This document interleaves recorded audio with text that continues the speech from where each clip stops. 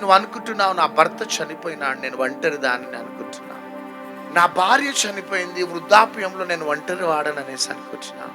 నా 3 బిడ్డల వివాహాలు నేను చేసేసిన, వారు వారి వారి కుటుంబాలతో ఉన్నారు, నేను ఒంటరి వాడను, ఒంటరి దానను అనేసి అనుకుంటున్నాను.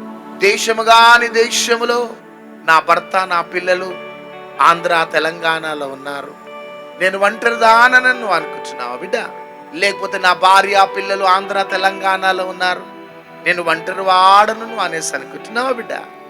అయ్యో, ఈ యొక్క ఆపరేషన్ థియేటర్లో, ఈ యొక్క ఐసియు వార్డులో నేను ఒంటరి వాడుగా ఉంటున్నాను, నా ప్రియులను చూడాలని అనిపిస్తుంది అని నువ్వు ఒంటరి వాడవు అనుకుంటున్నావా బిడ్డ?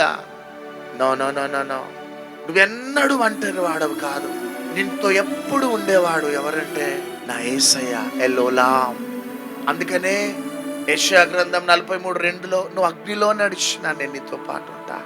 వా, నువ్వు జలములలో నడిచినా నేను నీతో పాటు ఉంటా.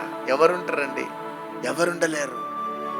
అందుకనే షడ్రక్ మేషక్ అబేద్నెగో నెబుకద్నెజరుతో ధైర్యంగా అంటున్నమాట, మేము అగ్నిగుండంలో పడివేయబడ్డా అగ్నిగుండంలో మాతో పాటు ఒక వ్యక్తి ఉంటాడు.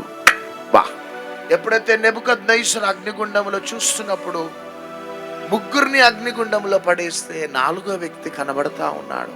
వా, ఇది మనం ఎప్పుడు మర్చిపోవద్దు. ఈ లోకంలో అందరూ మరణం తర్వాత మనకు దూరం అవుతారు, కానీ మరణము తర్వాత కూడా దూరం కాకుండా పరలోకానికి నిన్ను తీసుకుని వెళ్ళే దేవుడు పరలోకంలో నిన్ను విడిచిపెట్టి ఓకే బాయ్ బాయ్ అని వచ్చేసాడు. ఆ పరలోకములో ఆయన ఉండు స్థలములో నిన్ను ఉంచుతాడు. ఆ పరలోకములో కూడా ఆయనతో ఆనందించి సంతోషించే గొప్ప భాగ్యాన్ని ఇస్తాడు. ఎంత మంచి relationship. That's why he is everlasting father. ఆయన నిత్యుడగు తండ్రి, తండ్రి తండ్రి ఆబా ఫాదర్.